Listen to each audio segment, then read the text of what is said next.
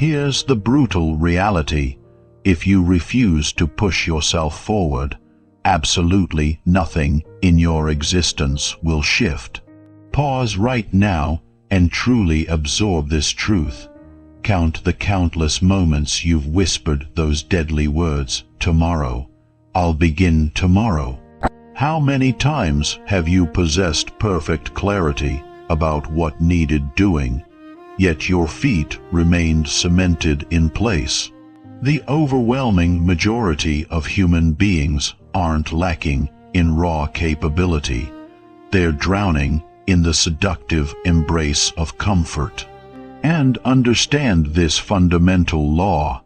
Comfort has never constructed anything worth having. This isn't some simple story about laziness. This cuts far deeper. It's about surrendering your entire steering wheel to fleeting emotions. Exhaustion whispers in your ear, so you abandon ship. Motivation vanishes like morning mist, so you postpone destiny. But here's what your life will never do: care about your feelings. Your reality operates as a merciless mirror, reflecting only the tangible actions you take. This message carries weight. It's crafted for those who have grown sick and tired of watching themselves spiral back into identical patterns. It's designed for people ready to stop hemorrhaging precious time and start constructing something that endures beyond tomorrow. The waiting ends now. The soft reassurances die here. If you're genuinely prepared to shatter your self-imposed limitations and seize control of your evolution, this becomes your launchpad. Let's dive into the depths. Chapter 1. Rise up and confront what you've been avoiding. You know what truly tests your soul. Confronting something you've been running from for days, weeks, perhaps even years. That's the hard part. But here's the devastating truth. Living with the wreckage of perpetual avoidance, that's infinitely harder. Each morning you open your eyes, something gnaws at your consciousness, an unfinished task haunting you, a destructive habit you haven't demolished, a conversation you've been dodging, a decision you've kicked down the road. With every passing sunrise you delay, that burden multiplies its weight. This is the crushing price of neglect. This is what happens when you turn your back on what desperately needs your attention. Improvement never waits for perfect conditions. It ignites the precise moment you stand tall and wrestle with what's been dragging you backward. That's when transformation sparks to life. The masses wait endlessly for some magical, ideal day to reset everything. They claim they'll start next week, after the weekend passes, when readiness magically appears. But that perfect day exists nowhere except imagination. There's only this moment, and the harsh reality. If you're unwilling to face it right now, that unwillingness will follow you into tomorrow. So, if something in your world feels fundamentally wrong, if you can sense deep in your core that there's territory you've been fleeing from, stop turning away. Improvement detonates the instant you decide you're finished pretending everything's fine. Perfection isn't required to begin. Honesty is.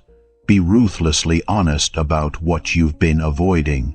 Be brutally truthful about the ways you've allowed yourself to slide downward. Be devastatingly clear about the patterns actively stealing your time, energy, and potential. Listen carefully. It's not monumental goals that shatter people. It's the tiny lies they whisper to themselves daily. It's the silent contract they sign with their weakest self every single morning. That internal voice murmuring, "Tomorrow, you'll handle it tomorrow," that voice is your enemy. That voice keeps you anchored in mediocrity. That voice guards your comfort zone while systematically destroying your progress. That voice sounds gentle, but it leads you straight into a brutal life. If growth is your true destination, you must become thunderously loud with your actions. You must obliterate that quiet agreement with laziness. If your room drowns in chaos, clean it immediately. If your finances spiral beyond control, force yourself to open that bank account and confront reality. If your health crumbles before your eyes, take a walk this very day and consume a proper meal. Not tomorrow, not next month, today, because the precise moment you face it becomes the moment you reclaim your power. Every problem you ignore grows monstrous in darkness, but every problem you confront shrinks dramatically in the brilliant light of action. Most people don't collapse because they're inherently weak. They fall because they keep waiting to feel strong before they move. But that's backwards. Action comes first, feelings follow. Strength emerges from doing hard things, never from thinking about them. The person you desperately want to become already exists inside you, but that version remains buried beneath mountains of things you're avoiding. Now, listen closely. I've encountered people from every corner of this planet, people overflowing with talent, intelligence, and dreams. But you know what separates those who ascend from those who remain paralyzed. It's not luck. It's not who their parents were. It's not their starting capital. It's the decision to face what's hard without flinching. They rose up and fixed what they kept ignoring. You don't need another course or a shiny new app to accomplish that. You need courage. You need discipline. You need to stop interrogating your feelings and start asking what must be done.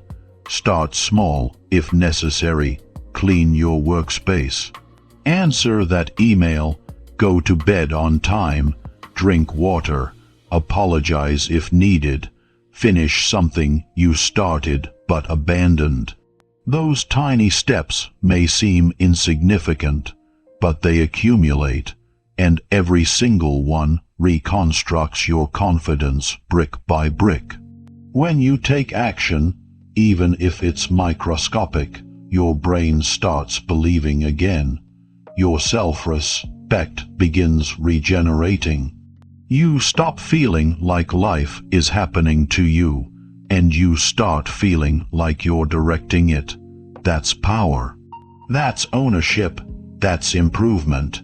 And here's the truth nobody wants to hear. No one's coming to rescue you. No one's going to shake you awake early. No one's going to sit you down and solve your problems. You have to do it. You must rise and take that first step when the world is silent. That's authentic growth.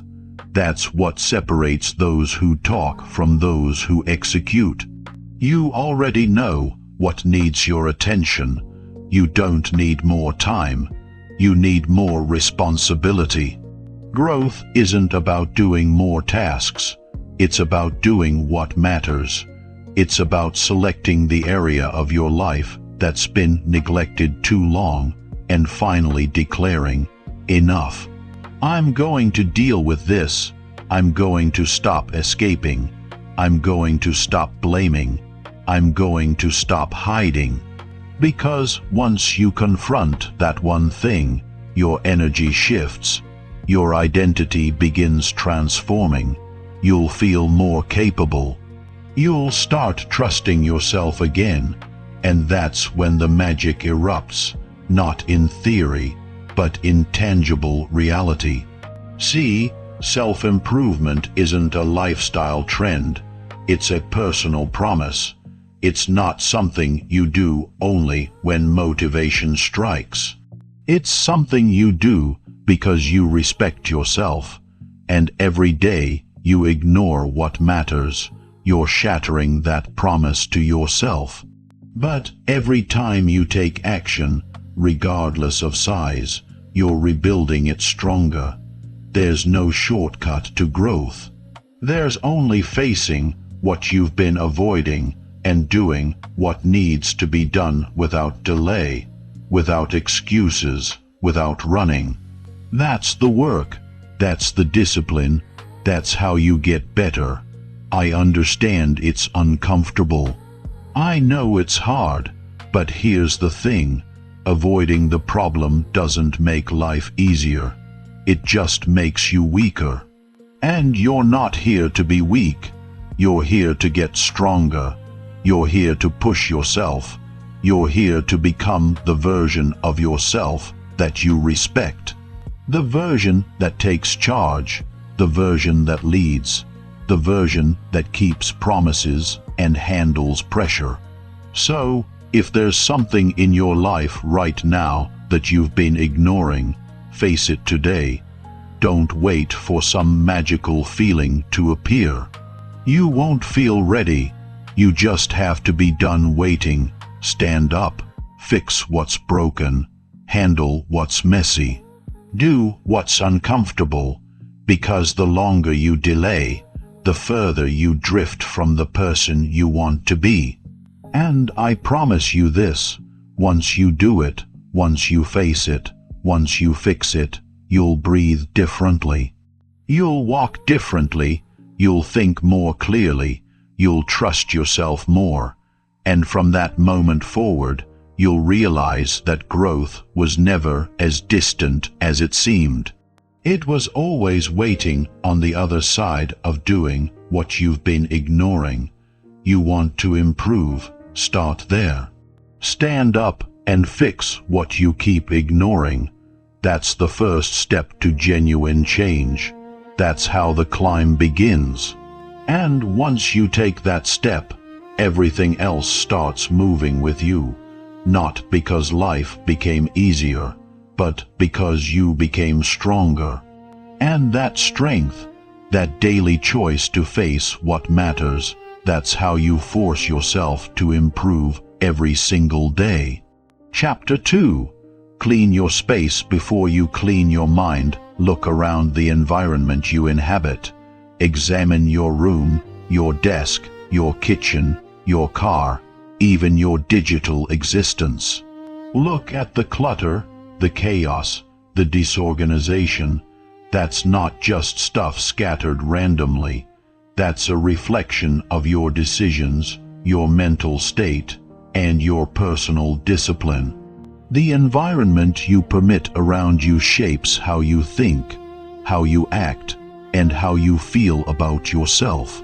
You cannot construct a strong, focused mind in the middle of chaos.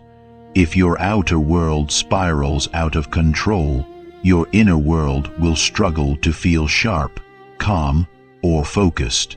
And that's the truth. People claim they want clarity, peace, motivation, energy. But it's nearly impossible to possess those things when you're waking up in a room buried under clothes on the floor, cups littering the table, tasks undone, and random papers piled everywhere. You cannot expect your mind to be clear when your environment keeps reminding you of everything you haven't handled. That silent stress accumulates. It becomes mental noise, and every day you ignore it, it chips away at your focus, your motivation, your power. Before you attempt to reset your mindset, start with what you can control right now. Clean your space. That's not merely about being neat, it's about reclaiming control. Because when you clean your space, you clean your behavior. When you discard what you don't need, you stop clinging to what no longer serves you. When you put things in order, your brain starts believing that you're capable of creating order. It believes you can fix things. It witnesses action, and action is the foundation of improvement. No one feels powerful in a mess. No one sits in a filthy space and thinks, "I feel unstoppable." That's because we're wired to respond to our surroundings. And when you live in clutter, it trains your brain to tolerate confusion and delay action. You stop seeing what needs to be done. You start accepting that the pile in the corner will stay there, and slowly that acceptance becomes your standard. You stop reacting to it because you've trained yourself to ignore it, and that mindset leaks into everything else. You delay things, you accept low standards, you leave things half finished. You start living in a cycle of tolerating what you know you should fix. So, the first step to getting your life together is to take responsibility for what's around you. You don't need money to clean your space. You don't need a self-help book or a planner or a perfect routine. You just need to get up and start removing the things that don't belong.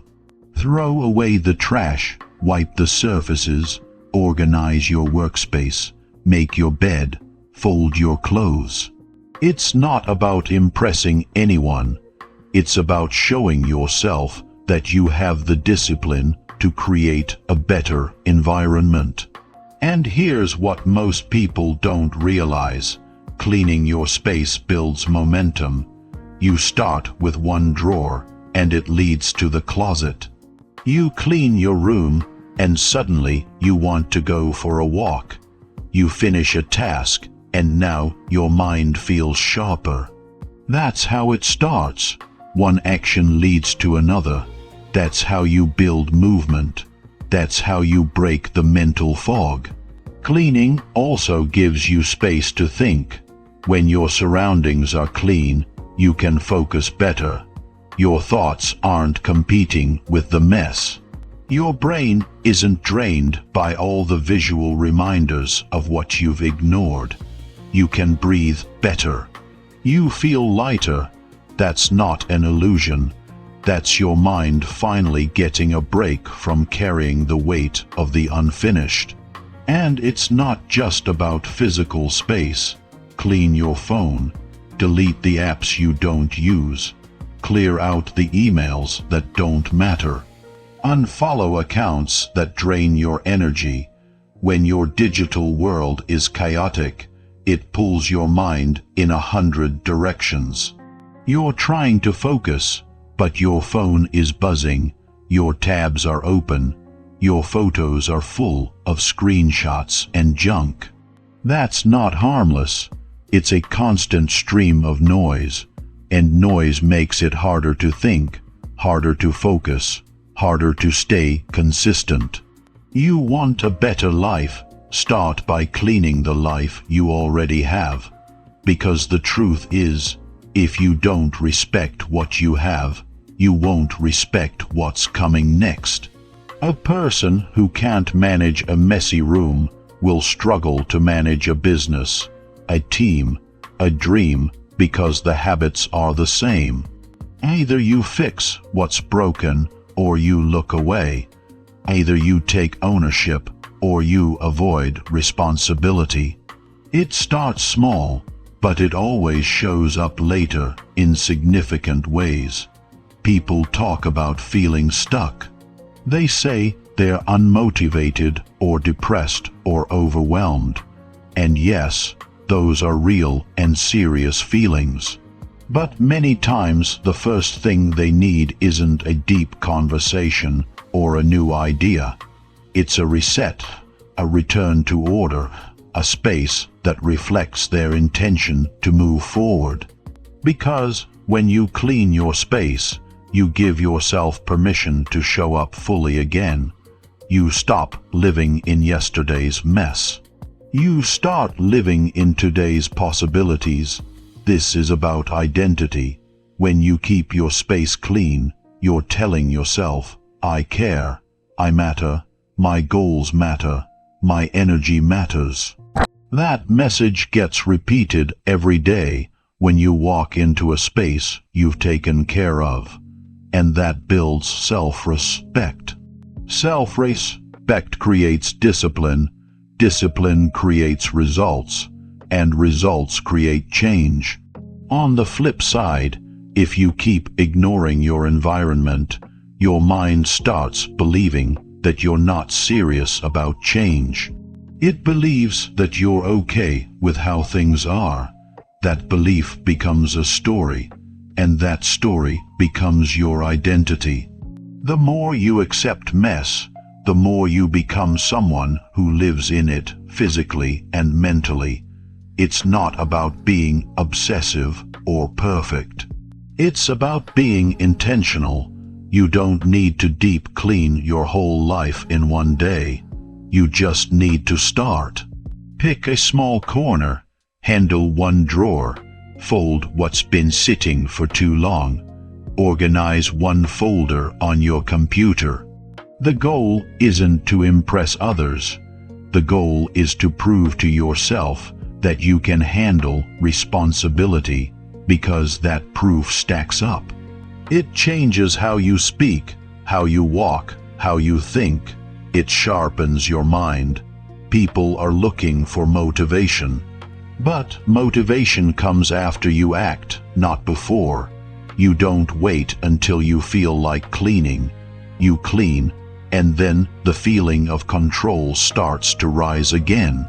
You clean, and you begin to think clearer. You clean, and you get that little win that leads to the next one. If your space is clean, your priorities become clearer. You're not distracted by junk, not pulled away by disorder. You sit down to work, and there's space to breathe. You go to sleep, and your room feels calm. You wake up, and you're not starting the day already behind. That peace matters. That sense of control matters. So don't underestimate it.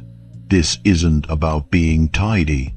It's about becoming someone who takes action, someone who values their space, their mind, their time, someone who doesn't tolerate unnecessary stress, someone who handles what needs to be handled without needing applause or permission. You'll notice the difference. You'll feel it in your mood, in your energy, in the way you talk to people. Because how you do the small things starts to shape how you do everything. And when you take the time to clean your space, you're training yourself to fix, organize, manage, and lead. That's improvement. That's personal growth. That's how you become stronger. If you want to move forward in life, you have to clear the path. Clean up the old before you chase the new. Take ownership of where you live, how you live, and what you allow around you. Your environment is either pushing you forward or holding you back. So clean your space not because you're told to, but because you've decided it's time to live like someone who's ready to grow. And once you do it, once you look around and see that space clear and organized, you'll realize it wasn't about the room. It was about you.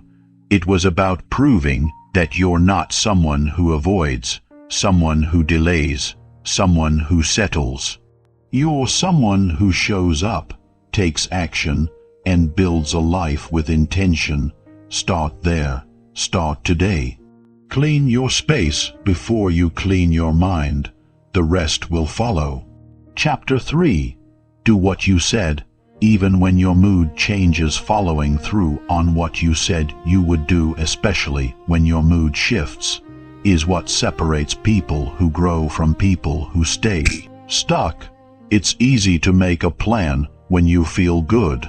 It's easy to say you'll wake up early, finish the project, eat clean, read the book, stay off social media, or stick to your routine when you're in the right headspace. But life doesn't care about how you feel when it's time to act. Life checks if your actions match your words when it's hard. That's the real test. Most people don't struggle because they're incapable. They struggle because they don't follow through.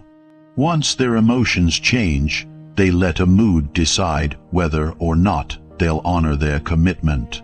But growth begins when you stop asking how you feel and start remembering what you said. If you said you were going to do it, then do it. That's where self-respect comes from. That's how you build character. You become someone you can trust. If you only move when it feels good, you will never move consistently. You'll stay trapped in cycles of starting and stopping, always waiting for the right emotion to show up and carry you through. But motivation doesn't lead to action. Action leads to motivation. You have to stop depending on how you feel and start depending on your decisions. What you decided during a clear moment should not be erased just because you're having a rough day. Your goals didn't change, your values didn't change, your promises didn't change, only your mood did. So, don't let a temporary emotion erase a long-term intention. The truth is your mood will shift all the time. You'll feel tired, irritated, bored, sad, frustrated, or distracted. That's normal, but discipline isn't about doing something when everything feels perfect. Discipline is doing what matters even when everything feels off.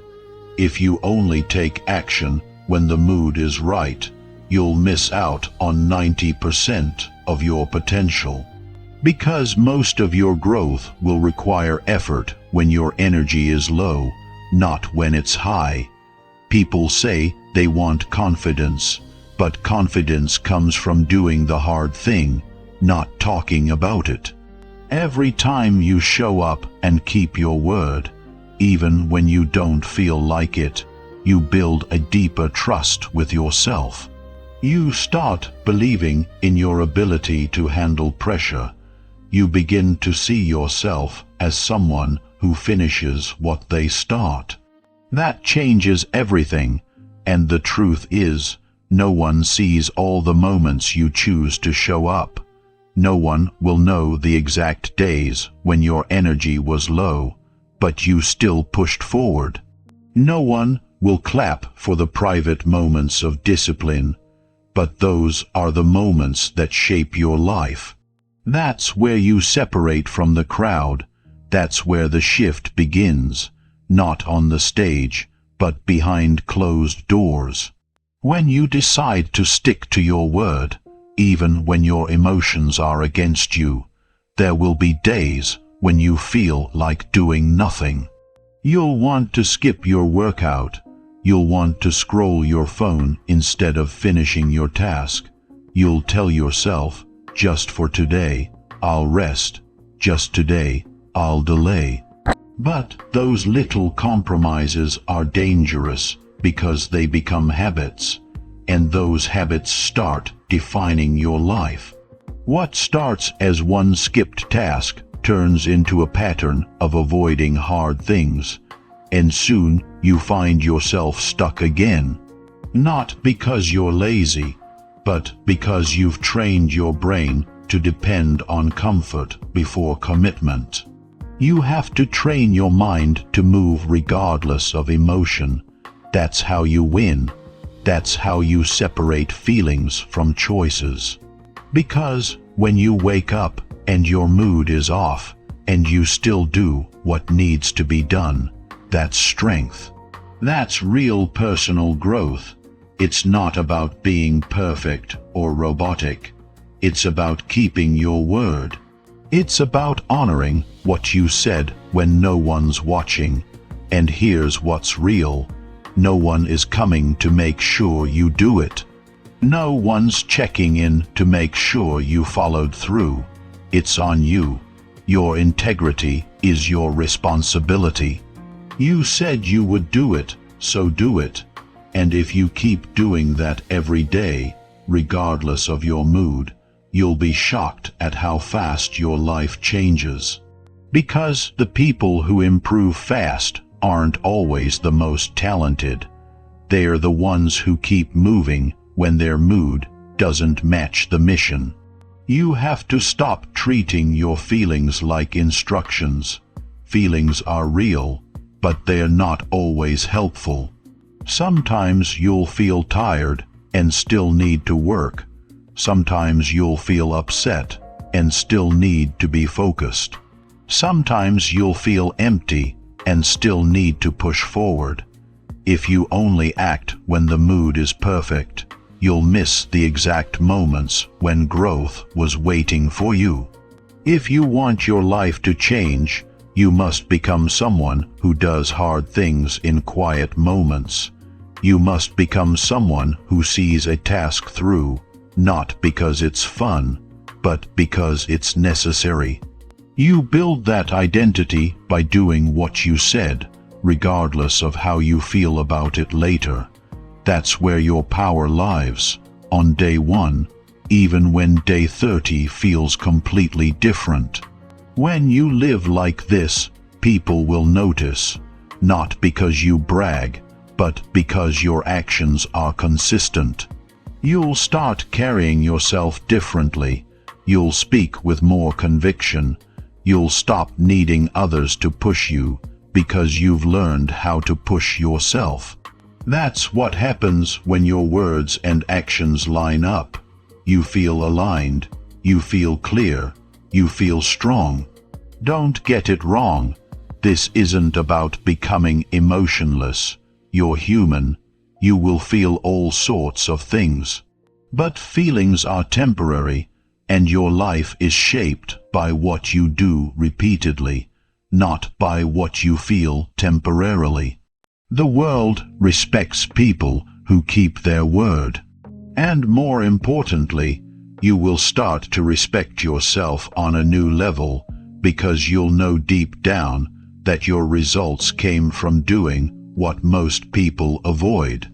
Think about all the times you've said you'd start something, and think about how many times you've let your mood decide whether or not it happened.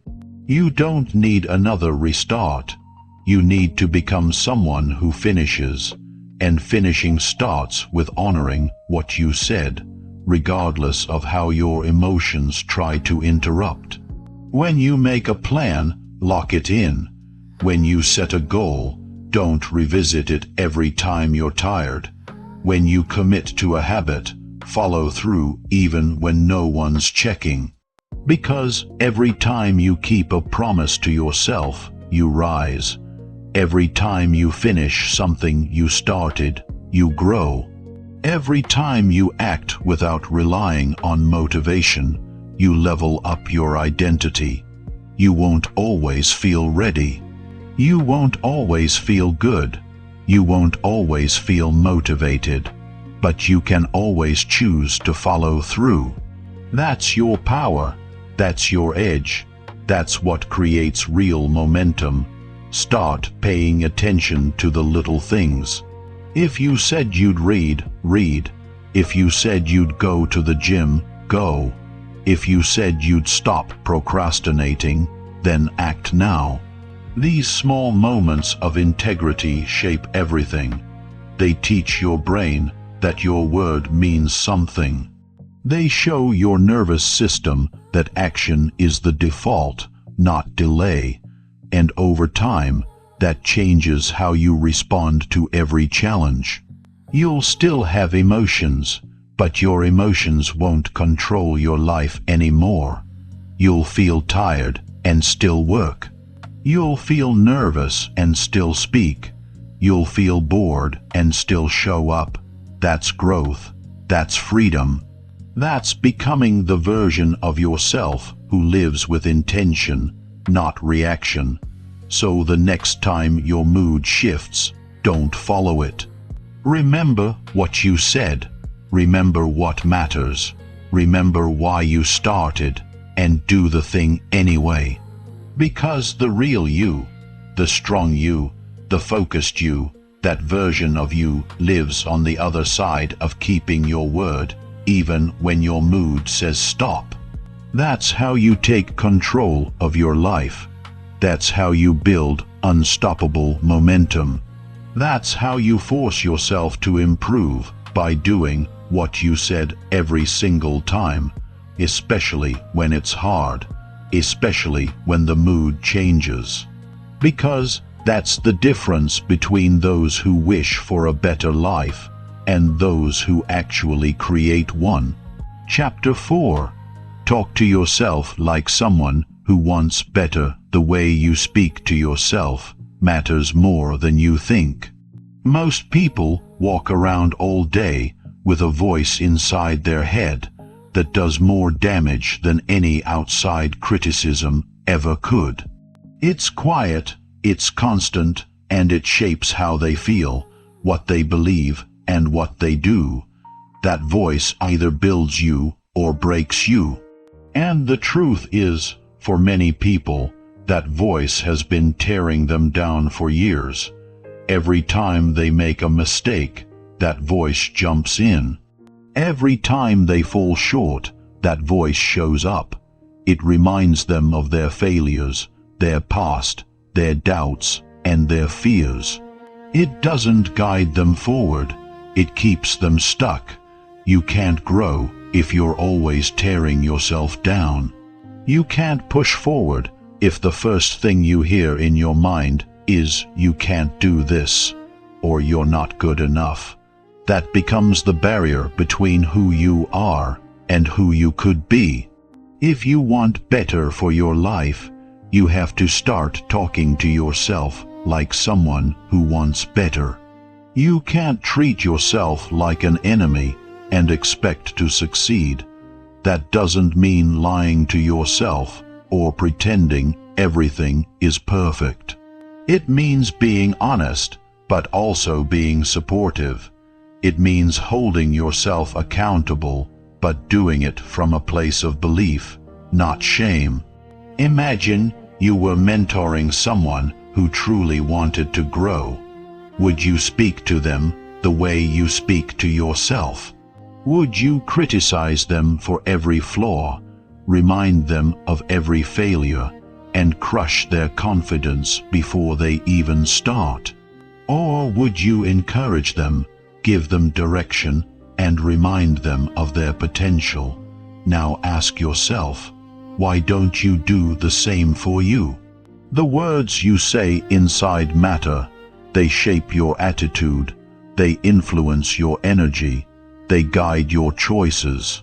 If you keep telling yourself that you always mess up, that you'll never change, that it's too late, or that you're not good enough, you're building a mental environment that makes growth impossible. And you don't even realize you're doing it because it feels normal. But just because it's normal doesn't mean it's right. And just because it's familiar doesn't mean it's helpful. Start becoming aware of how you talk to yourself when things go wrong. Pay attention to your inner language when you feel behind, when you make a mistake, when you fall off track. Are you being the kind of person you'd trust for support? Or are you making it harder for yourself to keep going? Growth doesn't come from beating yourself up. It comes from understanding your behavior and giving yourself direction. It comes from seeing where you went wrong and giving yourself a plan to move forward. Not punishment, but purpose. You need that voice inside to become a coach, not a critic.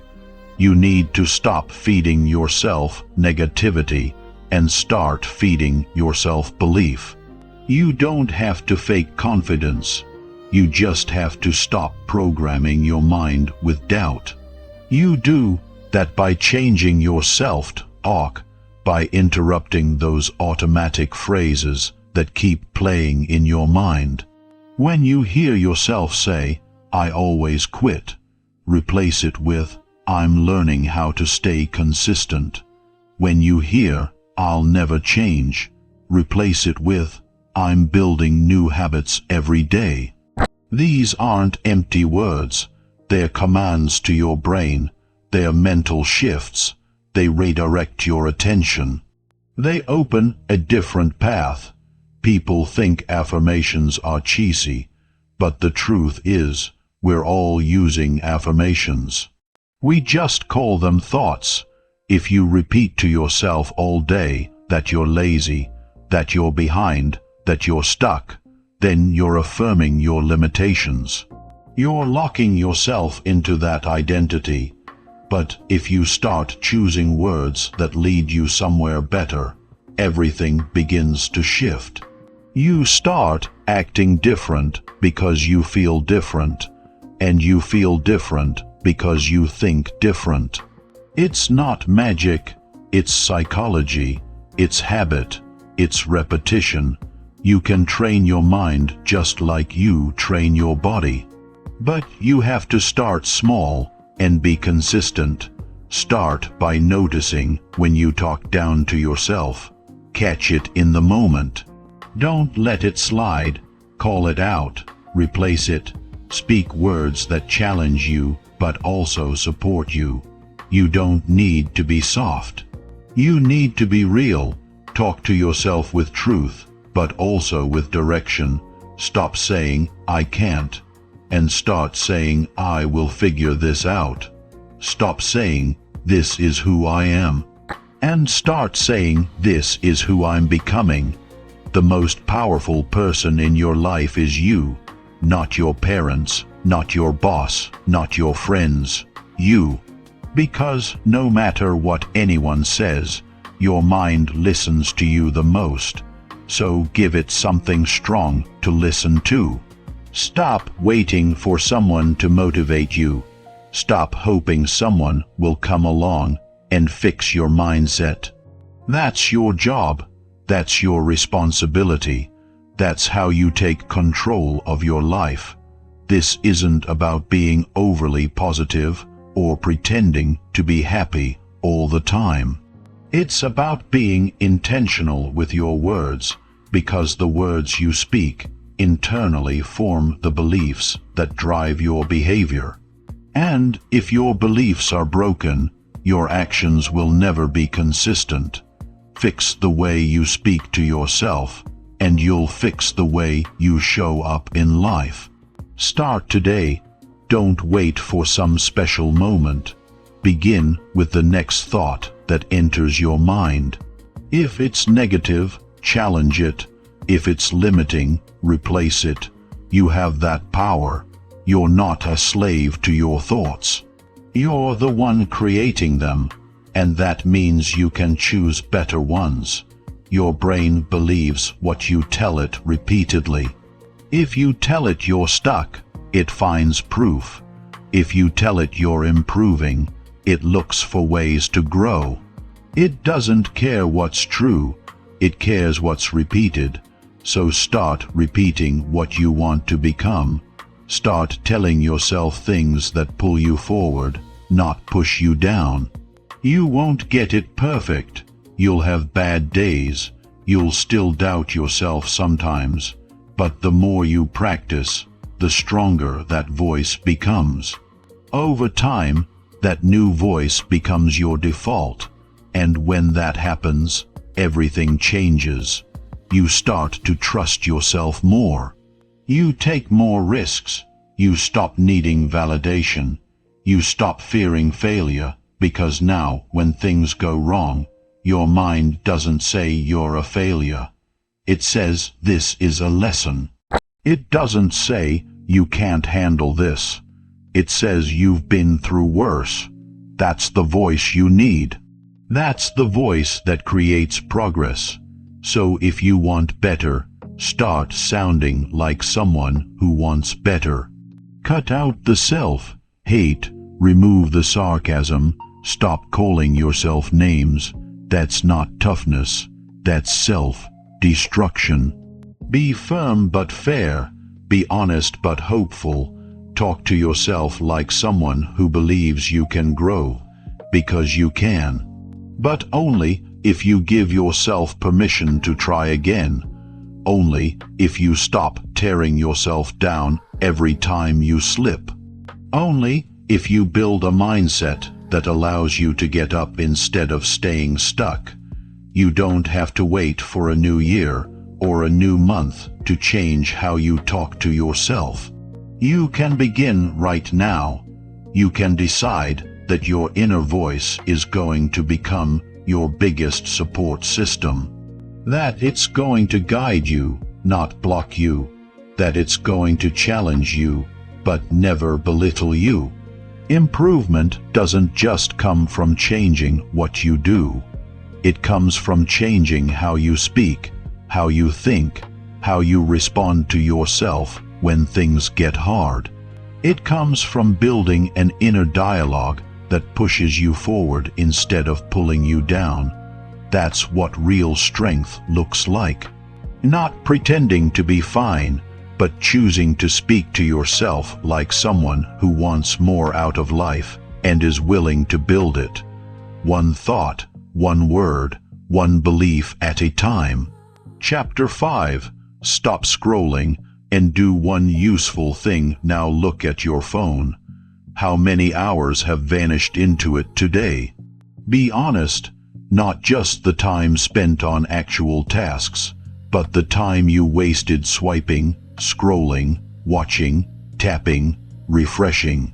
You're not alone. Millions of people around the world are losing their days, one scroll at a time. They're not lazy. They're not broken, but they are distracted. And distraction is stealing their potential quietly, slowly, and with their permission. You think you're just killing a few minutes. You think it's harmless, but those few minutes add up. 10 minutes in the morning, 20 during lunch, 40 before bed. Suddenly, it's 3 hours. And what do you have to show for it? Nothing that moves your life forward. Nothing that makes you stronger. Nothing that gives you clarity. Just more noise, more content, more other people's opinions, more things you didn't need to see and didn't benefit from knowing. Every time you scroll without purpose, you're trading your attention for nothing. Your brain gets a little hit of stimulation, but your life doesn't get better. You don't get closer to your goals. You don't solve your problems. You don't build anything that matters. You just pass time, and time is not something you get back. Time is not refillable.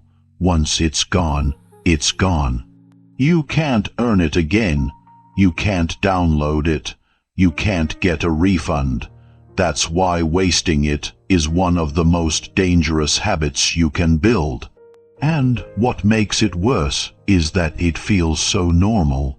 Everyone's doing it. You see people in restaurants, in meetings, walking on the street, even in bed next to the people they love, staring at screens, swiping through content that means absolutely nothing. No purpose, no gain, just passive consumption. And what happens when you live like that long enough? You start to lose the ability to focus. You lose the energy to do deep work. You lose the hunger to take action.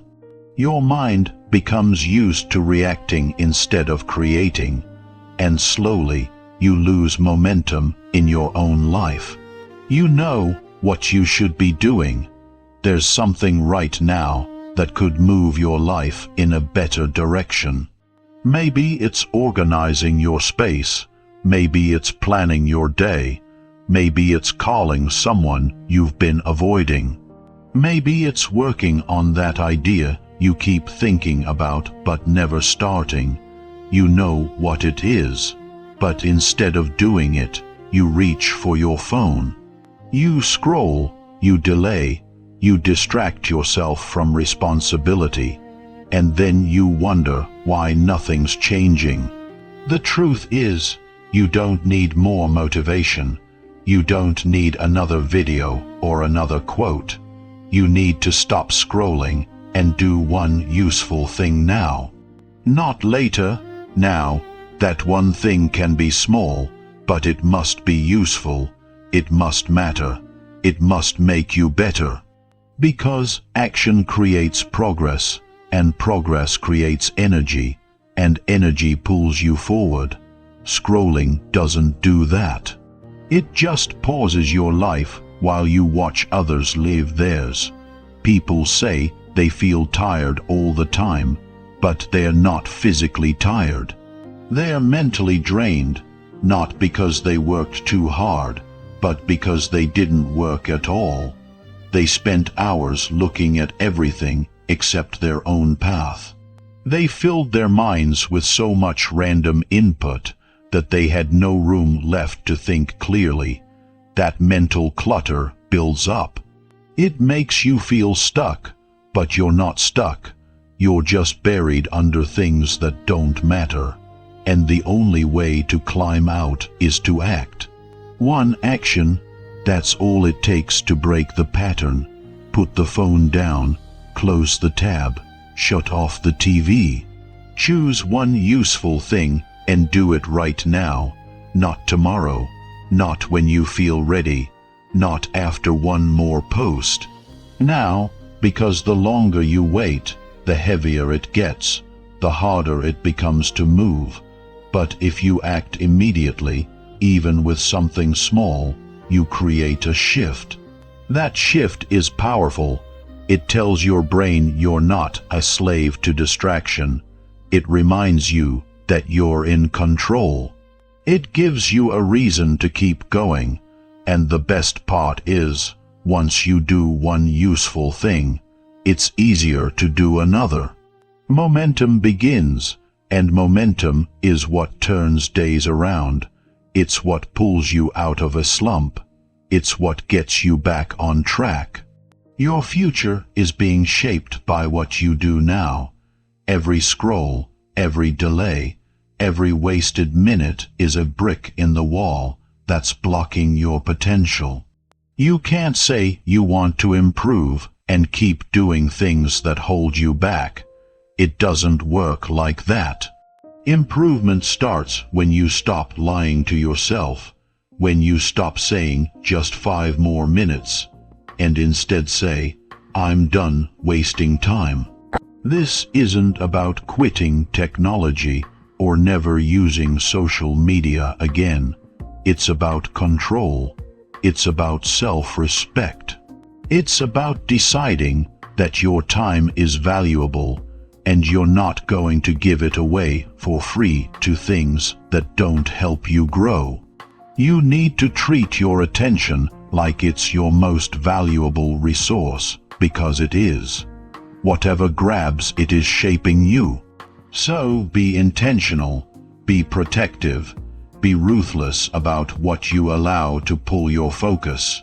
If you're tired of feeling behind, if you're sick of wasting days, if you know deep down you could be doing more, then start now.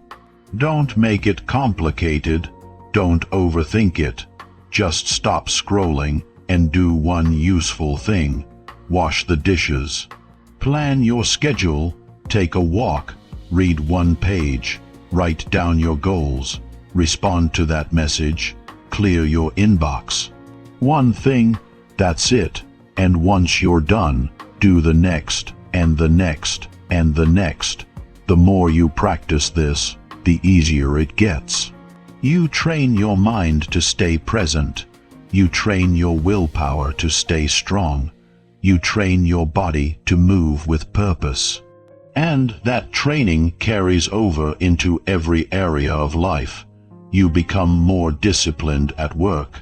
You become more focused in conversations. You become more intentional with your time, and people notice. You start standing out, not because you're louder, but because you're clear. You're not scattered. You're not distracted. You're grounded in action. You want to build a better life. Then stop using your free time to avoid. Stop drowning your energy in entertainment that doesn't move you forward. Start choosing action over distraction. Start living on purpose, not just by habit. Because once you build that habit, it becomes your edge. While others waste hours, you build skill. While others chase trends, you chase growth. While others get lost in noise, you stay locked into what matters. And remember this, no one is going to do this for you. No one is coming to save your time. No one is going to pull the phone out of your hand. It's on you. The responsibility is yours. And that's a good thing, because if it's your responsibility, then it's also your power. You can choose something better starting right now. You can decide that today is not going to be another day lost to mindless scrolling. You can make it count. All it takes is one useful thing, one action, one shift, and that shift can lead to a better habit, a better day, and a better future. So choose wisely, choose intentionally, choose now, because your life is waiting, not for more scrolling, but for more doing. Not for more content, but for more creation. Not for more distraction, but for more direction.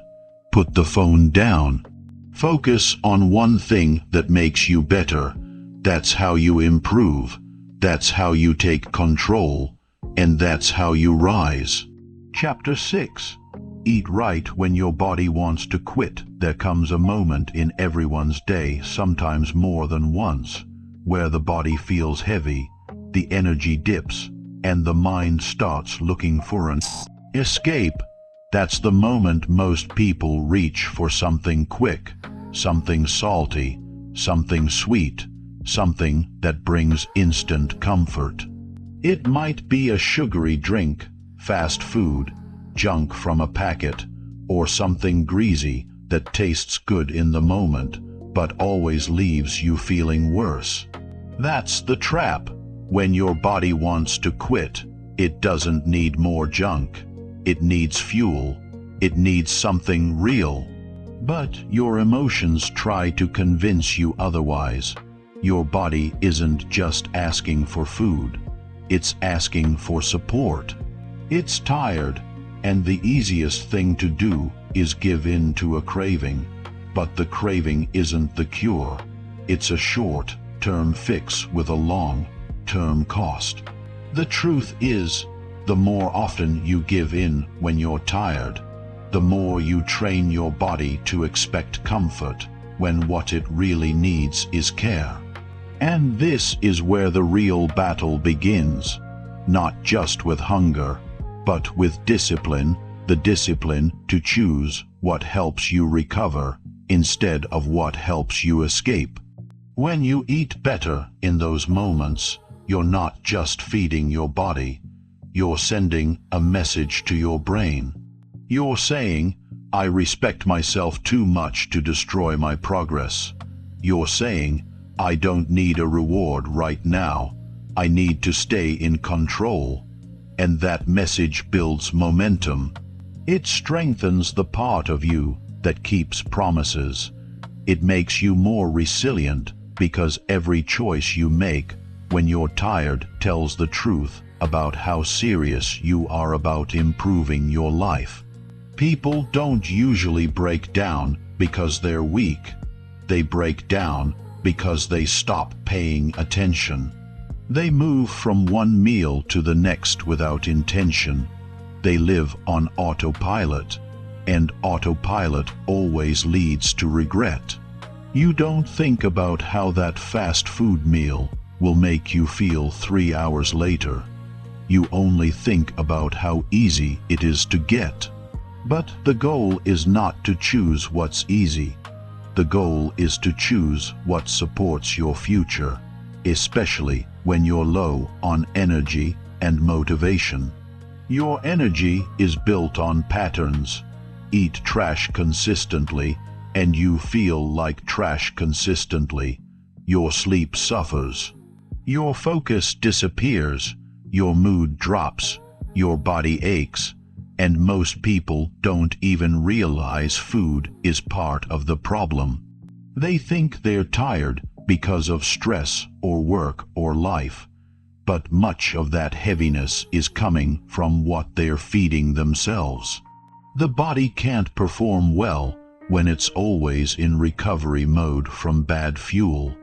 It can't stay sharp when it's fighting against what you keep putting inside it. You don't need to follow a perfect diet to feel better. You don't need to turn into a nutrition expert overnight. But you do need to wake up to the fact that what you eat is either helping you or hurting you.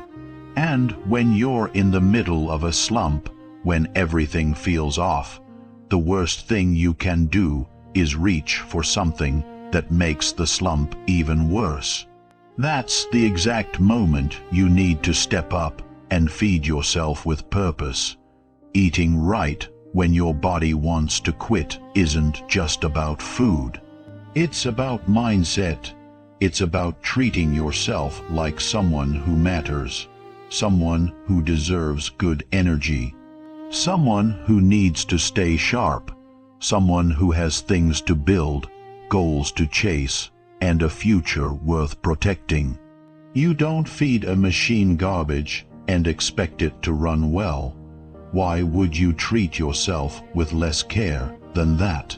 One of the biggest lies people tell themselves is that they'll start eating better when life calms down. But life doesn't calm down, and discipline doesn't grow in ideal conditions. It grows in pressure, in fatigue, in real life. You don't learn how to eat right when you feel good. You learn when you feel drained and still choose to eat clean. You learn when you pass by the junk food and grab something nutritious, because your future matters more than your craving. This isn't about being extreme. It's about being consistent. One meal can shift your mood. One meal can change your energy. One meal can remind you that you're in control.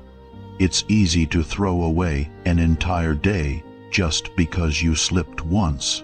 But that's a mindset problem, not a food problem. You don't fix a mistake by repeating it. You fix it by choosing better next time. And that next time might be the very next meal. You have to train yourself to see food as fuel, not therapy. You're not fixing your stress with sugar. You're numbing it. And when the sugar crash hits, the stress is still there. Only now you feel worse. And now you've built the habit of escaping instead of solving.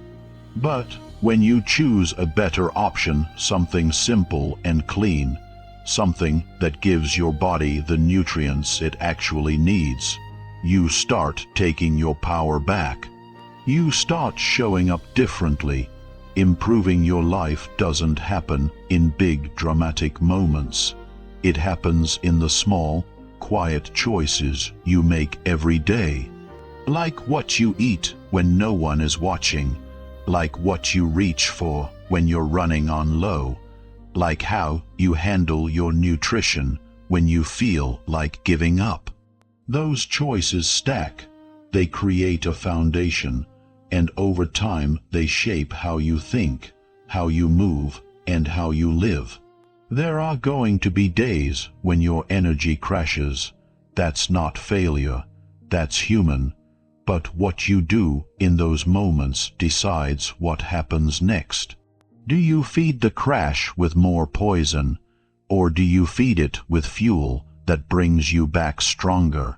That decision is always yours. And the more often you make the right one, the easier it becomes. Don't let your feelings decide your food. Let your goals do that. Let your priorities lead. Let your commitment to growth be the voice that guides you in the kitchen, at the store, at the drive, through. Even if you're busy, even if you're tired, there's always a better choice. And the better choice doesn't have to be perfect. It just has to be intentional. It just has to support your energy, not sabotage it. And here's what's real. Eating right doesn't just help your body. It sharpens your mind. It clears your focus. It lifts your mood. It gives you stamina. It makes you think better, react faster, and feel more confident. Because when your body is fueled right, your entire system works better. That's what most people never experience, how good they could actually feel if they stopped feeding themselves like they didn't care. You have to care. You have to take it seriously. You have to look at food as a tool. You wouldn't pour soda into a car engine and expect it to run. Stop doing that to yourself. Respect your system. Respect your future.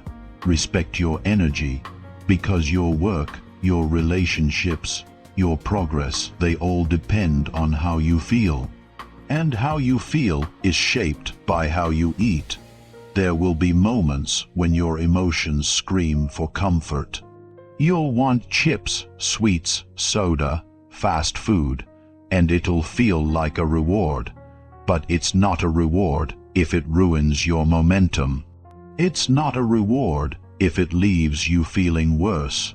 Start rewarding yourself with strength, with control, with discipline. Start feeling proud of the fact that you took care of yourself when it was hardest to do so. This is the moment where you decide what kind of person you're becoming. Someone who gives in when it's hard, or someone who steps up and feeds their future. Someone who uses food as a drug, or someone who uses it as fuel. That decision is made meal by meal, day by day, moment by moment. And every time you choose right, you build that identity. You become the kind of person who doesn't quit on themselves when things get hard. So, the next time your body is tired, the next time your mind is cloudy, the next time you feel like quitting, don't reach for something that makes it worse. Reach for something that makes you stronger. Eat like your goals depend on it, because they do. Eat like your energy matters, because it does. Eat like you're going somewhere important, because you are. That's how you improve. Not just in what you do, but in how you treat yourself when your energy runs low. Eat right when your body wants to quit.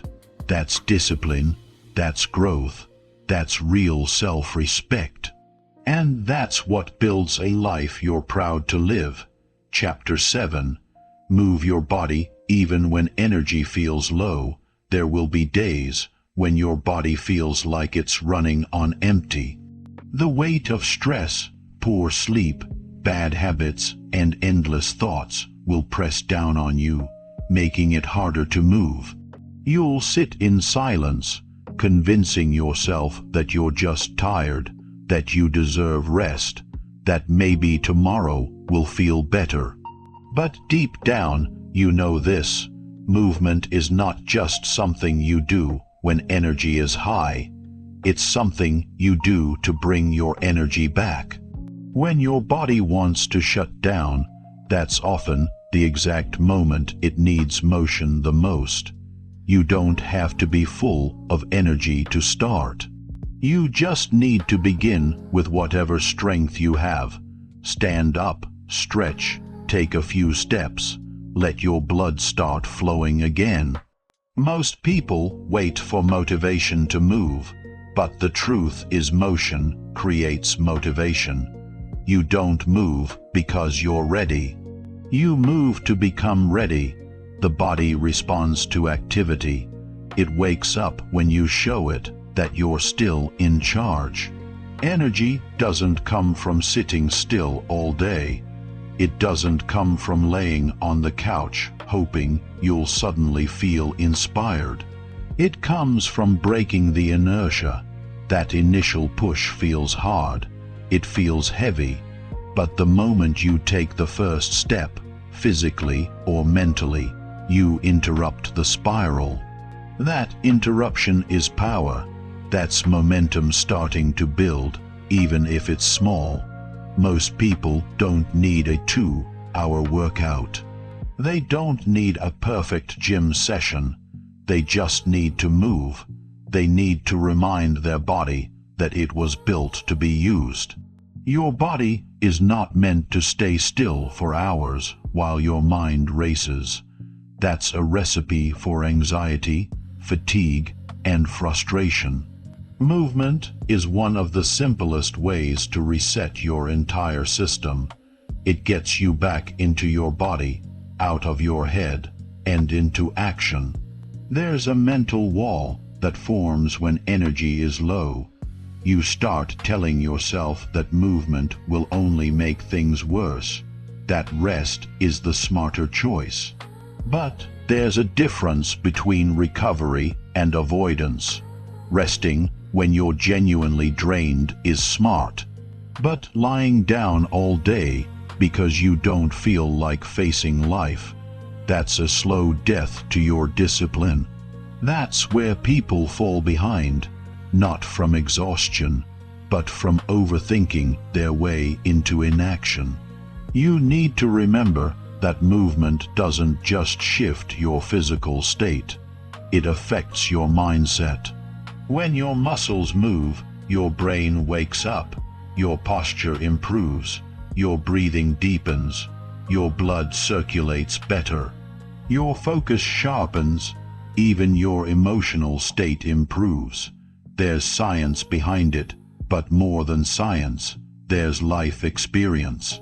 You've felt it before, that walk you didn't want to take but felt better after, that stretch you forced yourself into that somehow cleared your mind, that small workout that gave you clarity when everything else felt stuck. Those are not coincidences. That's proof. You don't need to feel great to move. You need to move to feel better. Waiting for the perfect mood is how you waste days. And once a day is wasted, it's gone. But if you move even a little, that day gets reclaimed. You earn it back. One walk, one round of push-ups, one set of squats, one full body stretch. That's all it takes to begin. This is about responsibility. You're responsible for how you feel, and one of the tools you have is movement. Use it. Don't surrender to tiredness without asking yourself, did I move today? Have I done anything that supports my energy instead of draining it? The answer is often no, and that's why you feel heavy. Not because something is wrong with you, but because your body hasn't had a chance to activate the systems that were designed to carry you forward. You don't need to go to a gym. You don't need fancy equipment. Your body is the tool. Use it. Wake it up. Honor it by putting it in motion, especially when it resists. Resistance is a sign that movement is necessary. That stiffness you feel, that's not laziness. That's your body asking for attention. Give it what it needs. Respect it by not ignoring the signal. Think about the long-term cost of ignoring physical movement. You feel more fatigued. You become more mentally sluggish. You start losing the sharpness in your decisions. You get moody. Your confidence drops. You start shrinking from challenges that used to feel small. That's what happens when the body is ignored. It starts pulling the rest of you down with it. But when you take care of it, even when it's inconvenient, you rise. You feel more grounded. You feel more alive. No one is going to do it for you. No one is going to lift your arms, stretch your back, move your legs. That's on you. That's your job. That's your act of responsibility. Because every time you move when you don't feel like it, you're proving to yourself that you're not controlled by how you feel. You're in control. That's how confidence is built, not in comfort, but in action taken when it's least convenient. You're not too tired to move. You're too used to letting that tiredness become an excuse. Flip the script. Redefine what tired means. Tired doesn't mean stop. Tired means start small. Take it step by step. Set a timer for 5 minutes and move. Most of the time, you'll keep going once you begin. That's how momentum works. You just need to break the pattern. You need to take the first step. Don't make it complicated. Stretch for 5 minutes. Do a short walk around your house. Stand up and do basic movements. Shake out the tension. Roll your shoulders. Move your neck. Breathe deeply. These things seem small, but they bring life back into a day that feels flat. You do it once. You remember how much power you actually have. You do it every day. You become someone who doesn't quit on themselves just because they're tired. Tiredness is not the enemy. Stagnation is, because when you stop moving, everything slows down. Your ideas, your creativity, your optimism, your strength. You are not designed for stillness. You were designed for growth, and growth only happens in motion. There's also a mental battle in the background you don't always see. When you choose movement over comfort, you win that battle. You tell your mind, I'm not here to wait, I'm here to act. And that message rewires everything. You stop looking for the perfect moment. You start creating it. You stop asking for permission to feel better. You start giving it to yourself through action. You'll notice the shift. It won't take long. Move your body and your thinking clears up. Move your body and your mood stabilizes. Move your body and your sense of control returns. It's simple, but it's powerful. You don't need more advice. You don't need a new strategy. You just need to move when you don't feel like it. This habit, once built, will save you in difficult times. It will carry you through fatigue, uncertainty, pressure, and low motivation. It becomes your anchor. It becomes your default response to difficulty. Don't freeze. Don't hide. Move. That movement, even when light gives you strength back. It reminds you that you're not powerless. Most people wait to feel strong before they act. But strength is created in motion. Confidence is earned in the middle of effort. So the next time your energy feels low and you think about skipping movement, remember this: you're not doing it for how you feel now. You're doing it for how you want to feel an hour from now, a day from now, a week from now. You don't have to run a marathon. You don't need to break records. You just need to keep the promise. Move even when it's easier not to. That's how you build a better body. That's how you sharpen your discipline. That's how you take back control of your life. Even when everything feels off, movement is your tool. Use it when you feel low. Use it when the day feels heavy. Use it when your thoughts are foggy. Use it when you feel unmotivated. because that's when it makes the biggest difference. And that's when it proves who you're becoming. Someone who doesn't wait to feel good to do good. Someone who leads with action. Someone who keeps going when others stop. That's growth. That's ownership. And that's how you rise every single time. Chapter 8. Track your actions, not your fake intentions daily. You can talk about goals all day. You can say you want to improve. You can write down your dreams in a notebook, post quotes about discipline, and tell everyone you're working on yourself. But at the end of the day, the only thing that matters is what you actually do, not what you meant to do, not what you said you'd do, not what you planned to do, just what you did. Your actions are the truth. Your intentions are only real when they show up in your behavior. Everything else is just noise. Every day, people wake up with good intentions.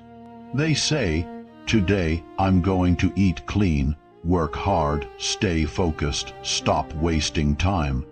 And then they go back to the same distractions, the same delays, the same weak habits. They tell themselves they'll do it tomorrow. They promise themselves they'll get serious soon. But days turn into weeks, and weeks turn into months. Nothing changes, not because they didn't want it, but because they never measured whether or not they acted on it. This is where most people get stuck. They confuse intention with action. They feel good about setting a goal and think that's progress. But goals don't mean anything without movement. You don't get stronger by thinking about working out. You don't build skills by planning to learn. You don't create change by wishing for it. You grow by doing. And doing means tracking what's real, tracking what actually happened, not what you hoped would happen. If you're serious about improving, you need to keep a record of your actions, not your thoughts, not your feelings, your actions. What did you do today that made you better? What did you avoid? What did you finish? What did you ignore? Those answers will tell you everything about your growth. Your journal should not be filled with inspirational words. It should be filled with evidence, evidence that you showed up, evidence that you followed through, evidence that you moved forward, or evidence that you didn't. This is not about guilt, it's about clarity. When you track your actions, you remove the guesswork. You stop lying to yourself. You stop overestimating your progress. You stop hiding behind the illusion of effort. It becomes simple. Either you did it or you didn't. And that kind of honesty is hard, but it's necessary. Because until you face the truth of your behavior, you'll stay stuck in the story of your intentions. People love to say, "I'm trying," but trying isn't the same as doing. Trying is vague. Trying is soft. Doing is clear. Doing is measurable. Either you made the call or you didn't. Either you showed up or you didn't. Either you stuck to the plan or you didn't. No more maybe. No more one day promises. If you didn't take action, then the day was wasted. And that's not to make you feel bad. That's to wake you up. There's something powerful about writing things down. At the end of each day, look at your list. Ask yourself, did I take real steps toward the life I say I want? And if the answer is no, don't make excuses. Don't explain it away. Just admit it, and then fix it tomorrow. That's how you get better, not by faking progress, but by facing what's real. Intentions don't build discipline. Habits do, and habits are built through repeated actions, not repeated thoughts. You can't improve if your daily effort is based on how you feel or what you hope to do. You need something solid, something you can look at, something you can measure. That's why tracking matters, because what gets measured gets managed. And what gets managed gets improved. You don't need a fancy system. You don't need an app. You don't need color-coded charts. You just need a pen and some honesty. Write down what you actually did, not what you planned, not what you thought about, what you did. If your list is short, that's okay. If it's messy, that's fine. But it needs to be real, because when it's real, it's useful. Your progress is built on consistency, not bursts of inspiration, and consistency is built through awareness. If you don't track your actions, how do you know if you're consistent? How do you know if you're improving? You don't, you guess, you hope, and that's why so many people feel lost. They don't feel progress because they never see it. They never measure it. They just chase the next motivational boost and wonder why they're still in the same place. Real discipline starts with observation. It starts with paying attention to your behavior, not your excuses, not your moods, your patterns. Patterns tell the truth, and you can't change a pattern you don't see. That's why you write it down. That's why you track. You become your own coach. You stop relying on motivation and start depending on data. Every day is a vote. You're either voting for the life you want or the one you're trying to leave.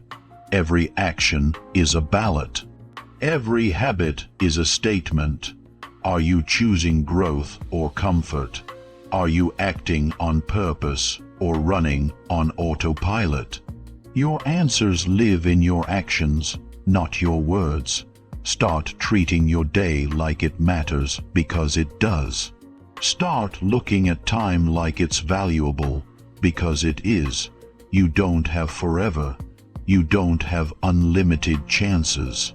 Every day you delay your actions is a day you're further from your potential. And potential without action is nothing but wasted space. It's easy to talk about goals. It's easy to plan. But planning isn't progress. Talking isn't work. The only thing that matters is what gets done.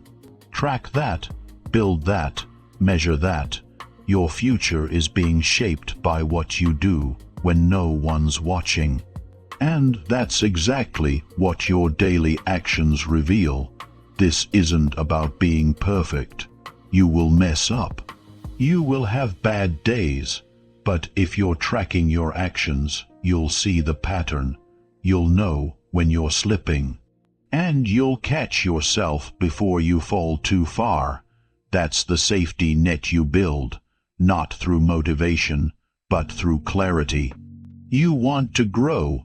Prove it. Prove it with your actions. Prove it by tracking your behavior when it's hard. Prove it by facing the gap between what you say and what you do. That's where change begins. That's where improvement starts. Not in intention, but in action. So every day, ask yourself one simple question. What did I actually do today to improve? Write down the answer, face it, learn from it, build on it, and repeat. That's how you change your life. One real action at a time. No fluff, no fake motivation. Just the truth. The honest, consistent truth. And if you can do that every single day, you'll become unstoppable. Not because you dreamed it, not because you hoped for it, but because you earned it. One tracked action at a time. Chapter 9. Look in the mirror and tell the truth. Stand in front of the mirror. Not to fix your hair, not to adjust your clothes, not to check your face. Stand there to face the one person who knows the full truth about you. No filters, no performances, no distractions. Just you and your reflection. This is not about appearance. This is about honesty. This is about accountability, because growth begins when you stop lying to yourself.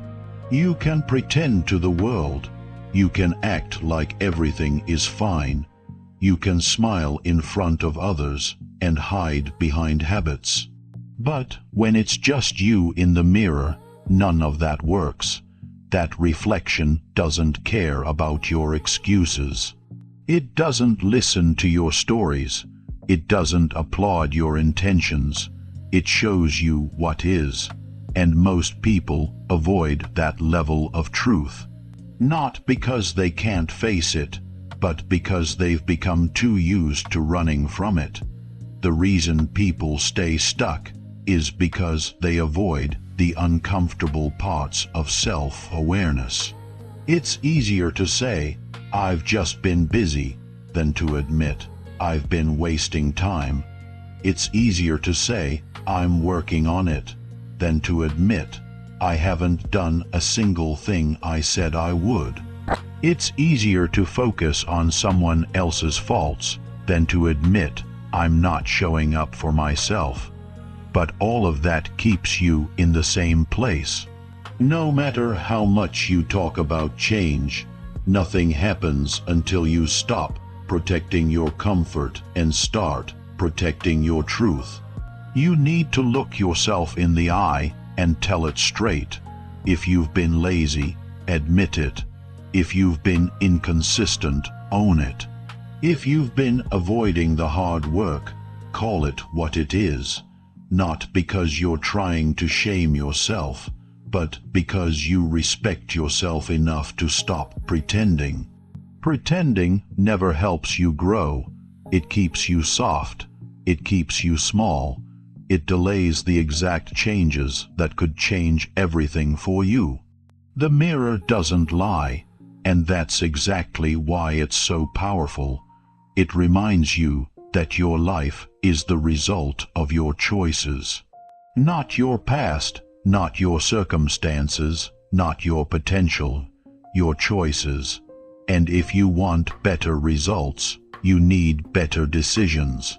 But you can't make better decisions if you're still lying to yourself about where you really are. There's nothing wrong with being behind. There's nothing wrong with struggling. There's nothing wrong with falling off track. The problem is pretending you're not.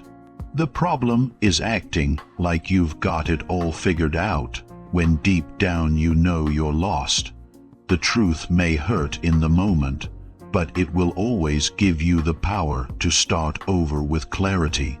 Lies may feel good for a second, but they leave you trapped. You need to build the habit of facing yourself daily. Not once in a while, not when things fall apart. Every day, ask yourself the real questions. Did I do what I said I would? Did I act on my priorities or my distractions? Did I grow today, or did I just go through the motions? These answers can't be sugar-coated. They need to be honest, even if they sting, because it's the sting that wakes you up. It's the sting that breaks the pattern. It's the sting that says enough is enough. That's the moment real change becomes possible. Not when you're inspired, but when you're honest. And you can only get that honesty from yourself. Not from a book, not from a podcast, not from advice. From facing yourself and saying, "This is where I really am, and this is where I need to go." You don't grow by looking away. You grow by looking directly at what's holding you back. And most of the time, it's not something out there. It's a decision you keep avoiding.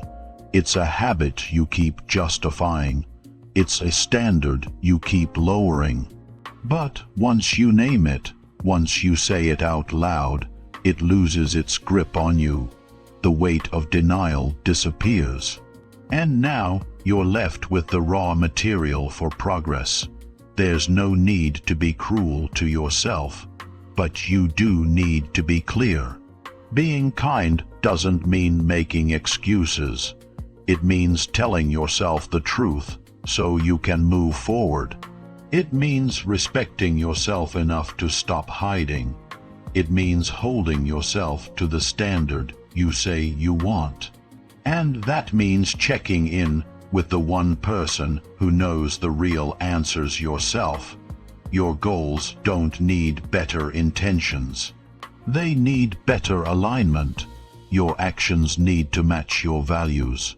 Your time needs to match your priorities. Your effort needs to match your dreams. And the only way to check that alignment is to look yourself in the mirror and ask, am I living in a way that honors what I say I want?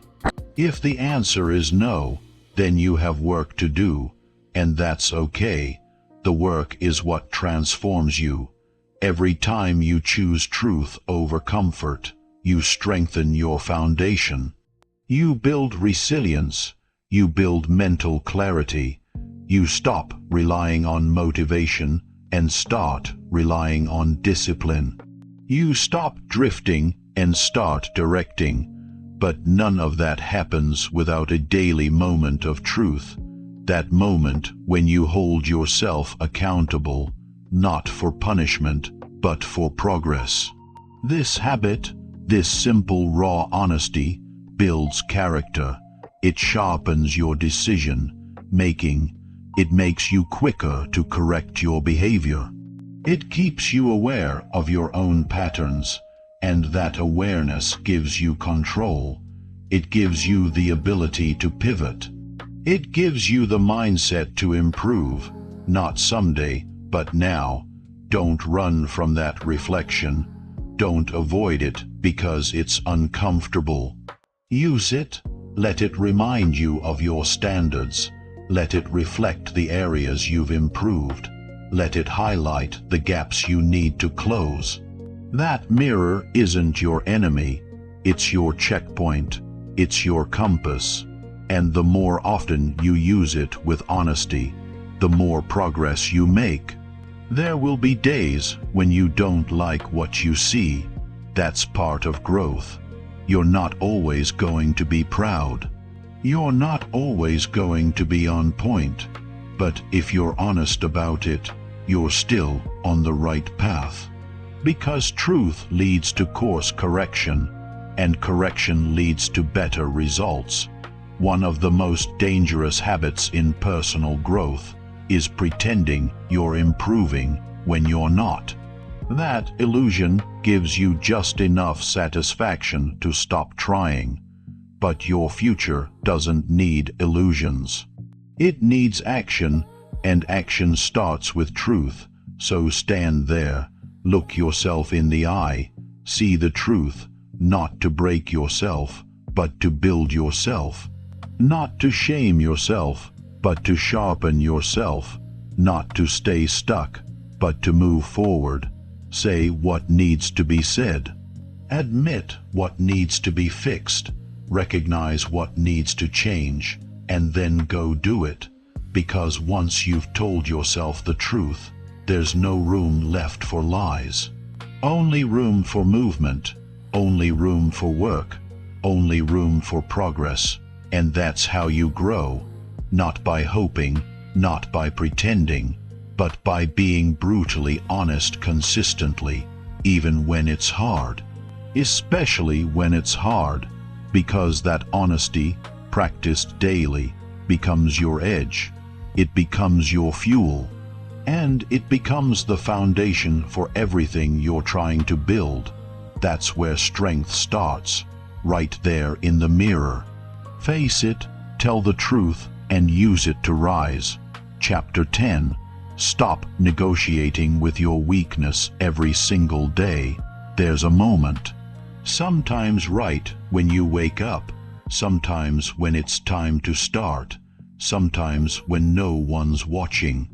In that moment, there's a voice inside that tries to cut deals with you. It whispers things like, just skip it today, or you've done enough, or you can always start fresh tomorrow. That voice isn't your friend. That voice is weakness trying to convince you that comfort is more important than commitment. And every time you listen, you train yourself to step back instead of stepping up.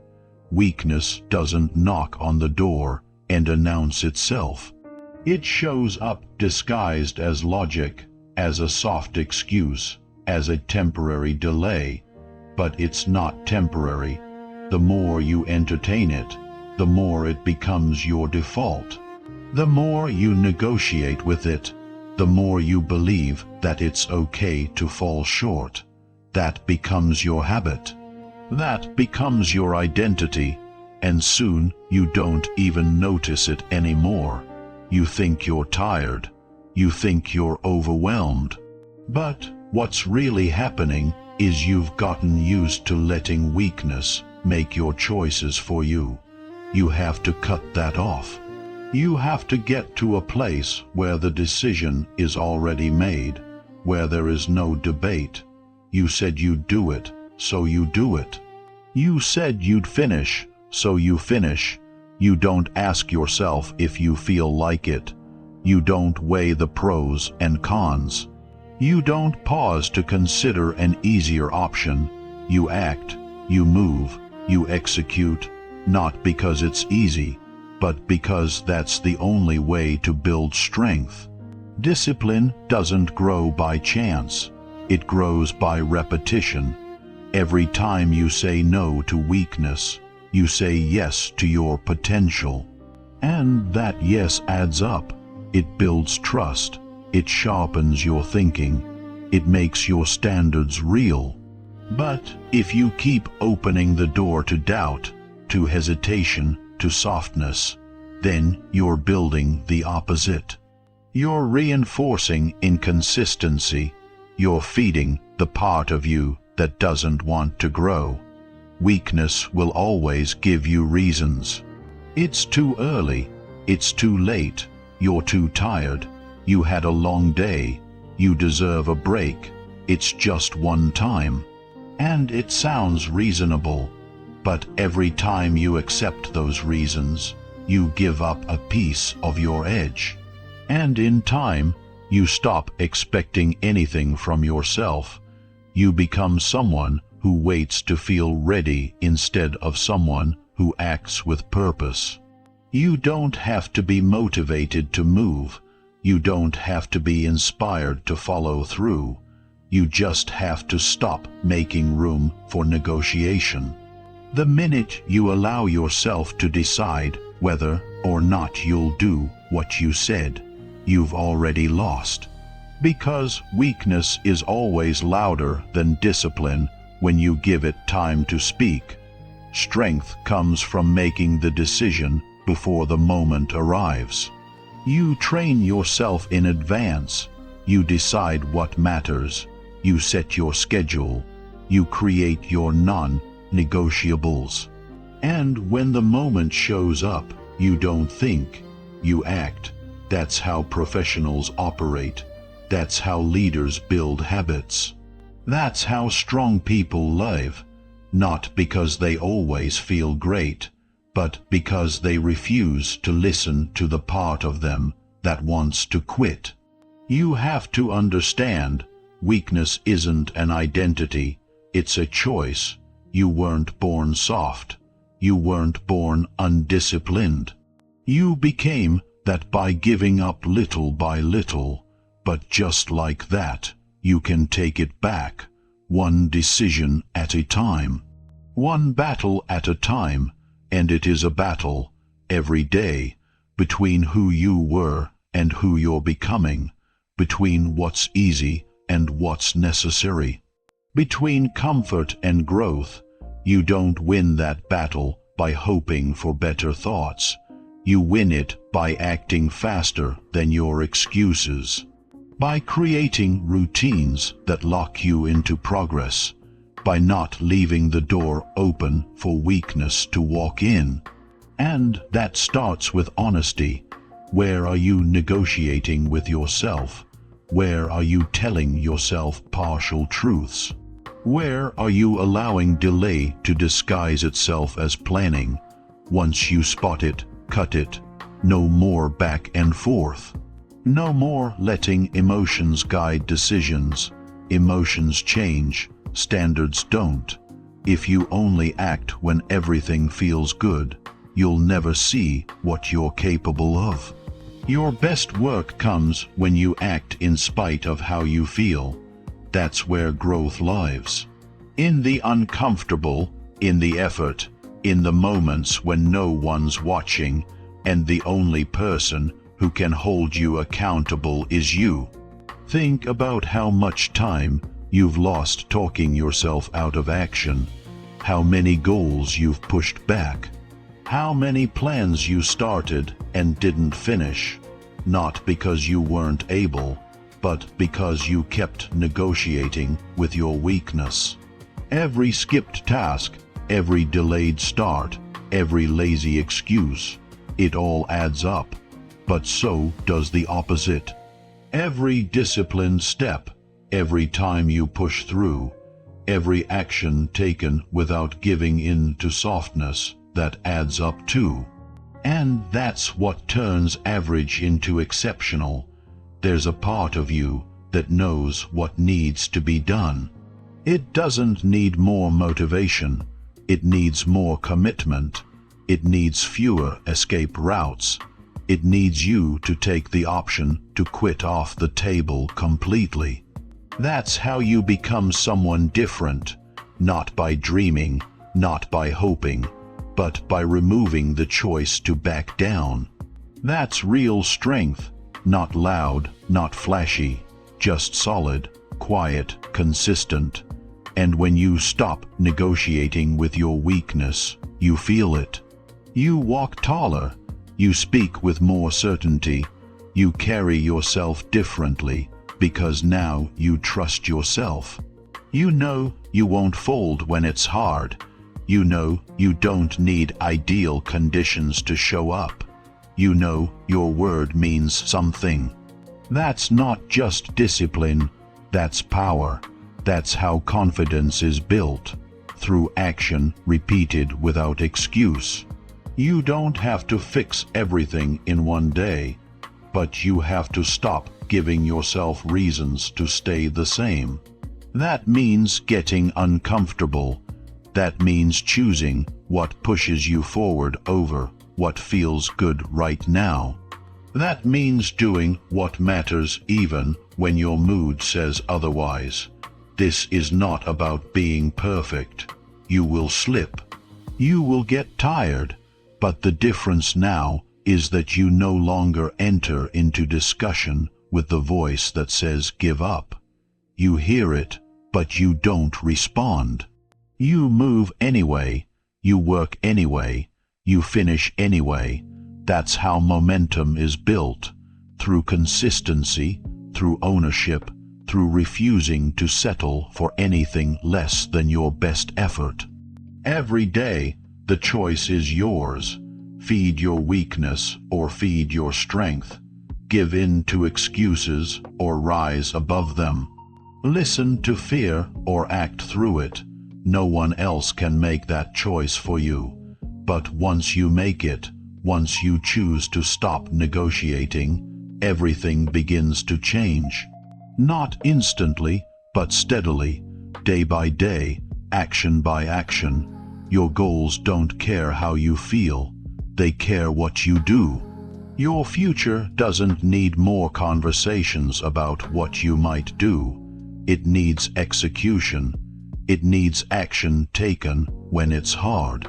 That's where transformation starts, in the decision to do the work without opening the door to doubt. So stop explaining why you can't. Stop waiting until it feels right. Stop looking for another reason to delay. Decide who you want to be and act like it. No debate, no negotiation, just action over and over until discipline becomes normal, until the voice of weakness gets quieter, until progress becomes your new standard. And when that becomes your way of living, you won't need motivation anymore. You'll be powered by consistency, you'll be led by your own example, and you'll become the kind of person who doesn't back down. Not because life is easy, but because you made a choice long ago to stop negotiating with anything that weakens you. That's how you grow. That's how you improve.